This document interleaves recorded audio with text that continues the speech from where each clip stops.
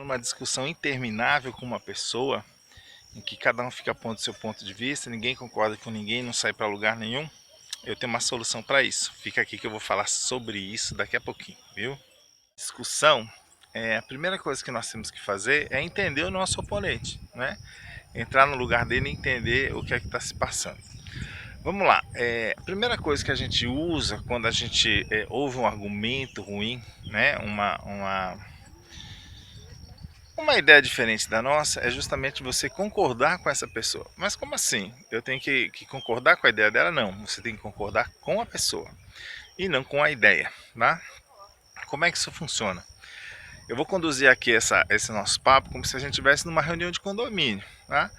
Eu quero pintar o prédio, mas o meu vizinho deseja reformar o salão de festa. E por mais que eu diga para ele que pintar o prédio é melhor, e ele vai bater e dizer que o melhor é reformar o salão de festa. E aí? Como é que a gente faz? Como é que eu posso mudar a ideia dele e fazer com que ele pense exatamente como eu? A primeira coisa que nós fazemos quando nós nos deparamos numa situação como essa, em que duas ideias são diferentes, é trabalhar o que a gente chama de alívio de objeção. A gente usa muito a palavra entendo, né? Ou concordo, justamente para que você transmita a outra pessoa que você está entendendo e concordando com ela, que você está, vamos dizer assim, parelho com ela. Ah, André, eu preciso concordar com a ideia dela, então, de reformar o salão de festa? Não, não precisa. Como é que isso funciona? Você vai dizer assim, olha, seu João, eu entendo a sua vontade de reformar o prédio e de trazer melhorias para o edifício. E eu entendo que isso só vai fazer nosso prédio valorizar cada vez mais. Repare que a ideia dele, independente de ser diferente da minha, é melhorar o prédio. E eu concordei com isso com ele. Nesse momento que eu concordo com ele, não com a ideia de reformar o salão de festa, mas a partir do momento que eu concordo com a ideia dele de que o ideal é que a gente reforme o prédio, eu consigo desarmá-lo. Eu consigo fazer com que ele tire, né, saia da defensiva e comece a escutar o que eu tenho para dizer. Você introduziu o alívio de objeção na sua discussão. O importante agora é começar a fazer com que o seu cliente ou seu oponente, vamos dizer assim, nessa discussão, nessa negociação, entenda o seu argumento ou pense como você. Então o próximo passo é o seguinte, olha, eu entendo que você deseja melhorar o nosso prédio. E existem várias maneiras disso acontecer. Repare que eu não uso a palavra mas, né? Eu não posso dizer assim, olha, eu entendo que você deseja melhorar o nosso prédio, mas eu acho interessante pintar, mas não resolve, porque quando você usa a palavra mas, entretanto, você está já demonstrando que você está contra a ideia do cara, e você volta a fazer ele se armar novamente. Então o ideal é o seguinte, né? Eu concordo com você e acho totalmente pertinente que nós devemos trabalhar por deixar isso aqui melhor. E existem algumas soluções que a gente pode trabalhar com isso, né? Dentre elas, pintar o próprio edifício. Você já pensou aí pintando o edifício? A gente consegue justamente já valorizar ele por fora, é uma coisa mais fácil de fazer, em que todo mundo vai ver e se beneficiar. Que eu usei o advérbio e, né? Eu saí de um alívio de objeção, eu entendo que você deseja melhorar e existem várias maneiras de fazer isso, né? Dentre elas, pintar o prédio. E eu boto meu argumento, porque eu acredito que pintando o prédio a gente vai valorizar ele por fora, vai chamar muita atenção e é uma coisa que todo mundo vai ver e vai usufruir. Aí por último, eu entro com uma pergunta. Por que uma pergunta? Se vocês estão acompanhando meus vídeos, vocês viram lá no primeiro vídeo que a gente desperta as emoções nas pessoas através das perguntas. E é a pergunta que a gente precisa fazer para despertar a emoção dessa pessoa. O senhor Antônio já pensou como vai ficar bonito esse prédio pintado? Como ele vai valorizar por fora? E que todo mundo vai poder ver e se sentir feliz, ao invés do salão de festa que a gente usa raramente durante o ano? Pronto, eu joguei uma pergunta, deixei ele pensando. Ele já começa a ficar do meu lado.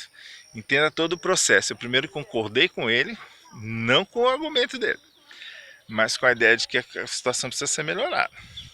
Segundo ponto, Eu trouxe algumas ideias sem usar a palavra mas, sem bater de contra ele. Né? Quando eu usei a palavra eu incluí a ideia dele e a minha junto no mesmo pacote. Né?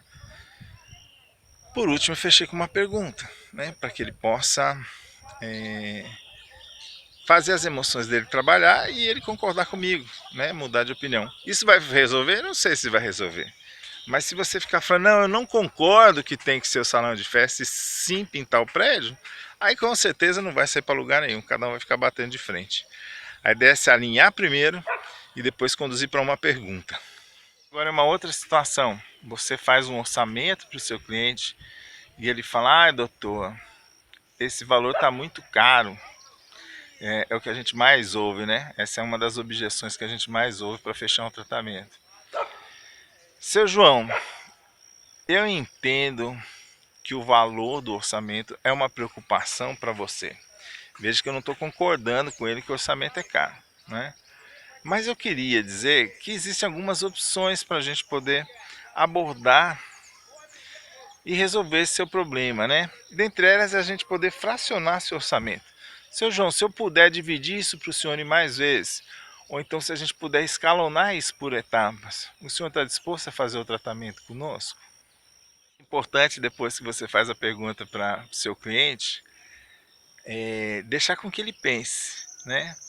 E além do mais, seu João, o cara é muito relativo. Tudo depende do que a gente dá valor, né? Tem gente que dá valor para celular e compra um celular caro. Tem gente que dá valor para carro e compra um carro caro, faz uma viagem cara. A questão não é o quanto nós temos em dinheiro. A questão é o que a gente dá valor. Cabe ao senhor decidir, o senhor merece ou não merece esse investimento em você mesmo? Você bota a pergunta para ele pensar. Doutor André, sabe o que é? Nesse momento acabei de trocar o carro, acabei de fazer uma viagem. Ele já sabia disso tudo, cara. Isso assim, quando ele bota todos esses argumentos contrários, ele quer que você mostre para ele que apesar disso tudo ele deve fazer o tratamento. Então você fala assim, olha que ótimo que o senhor viajou, e eu acredito mesmo que viagem faz um bem danado à nossa vida. Olha você concordando com ele. E que todo mundo deveria ou merece viajar constantemente.